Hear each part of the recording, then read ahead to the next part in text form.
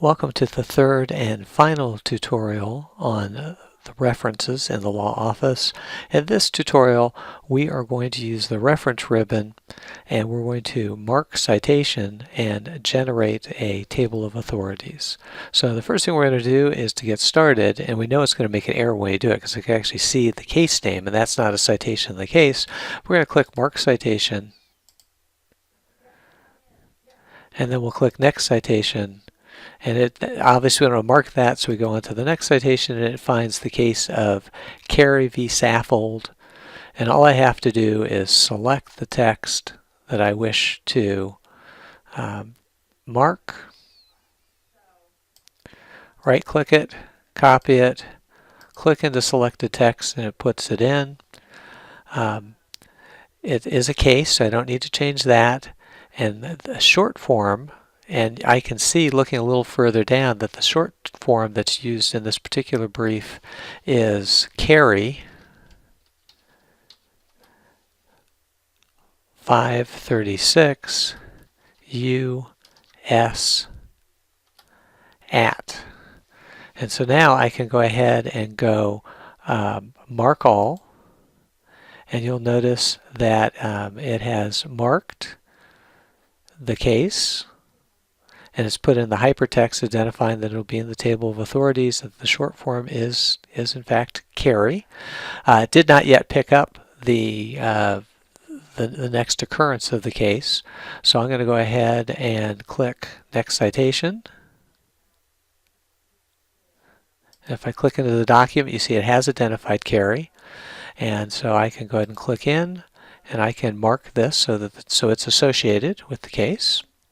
And then I can go Next Citation, and it finds the case of Duncan v. Walker, which I don't believe shows up again in the discussion.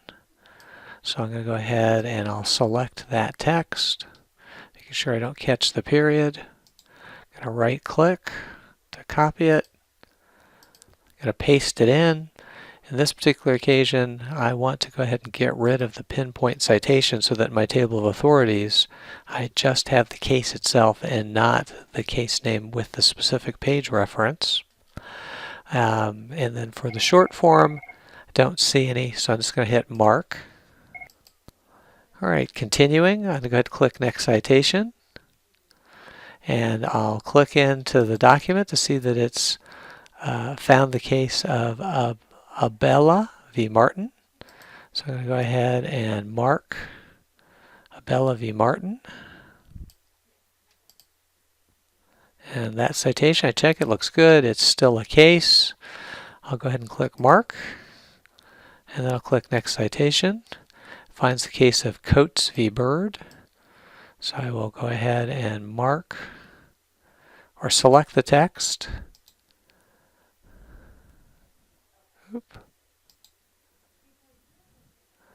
Well, because of all the other things going on, I'll have to use Control Copy to copy it. And I'll paste that in. And once again, I'm going to take out the pinpoint citation so that doesn't show up in my table of authorities. And looking, I can see that it's not quoted from again, or given a citation at least. So I'll go ahead and mark that. And I'll do Next Citation, and it tells me I've reached the end of my document. No, I don't want to start from the beginning. So at this point, I can close out my citation box. I can come up to where I want to put in my table of authorities, which I've already pre-selected a point for that. And I just click on Insert Table of Authorities. At this point, it gives me a number of choices. First, I want to set this from template, which is what I recommend that you use. It gives you the most flexibility, but there are other choices. For example, if you wanted to have a simple looking table of authorities, but we're going to go from template. I usually keep these checked, except for this case I'm not going to use original formatting, because if you remember, the text in the document was bolded, and I don't want my table of authorities to be bolded. When I generate my table of authorities, even though in this particular brief example I only have cases, typically I want to generate all so that I get the cases, statute, other authorities, rules, treatises, regulations, and constitutional provisions. I'm going to go ahead and generate it, and then I'll come back and modify it if there are any problems. So to generate it, at this point all I have to do is click OK. and you'll see it puts in the table of authorities. I would like to have a little bit more space between my cases and the heading cases and the table. Plus I want to center this. So I'm going to go now and to modify this, it's a little weird, but it doesn't have the same updating feature as table of contents. You actually have to click Insert Table Authorities again, select Modify, and I'm just going to change the heading. You can change the formatting of the table or the heading. I'm just going to change the heading.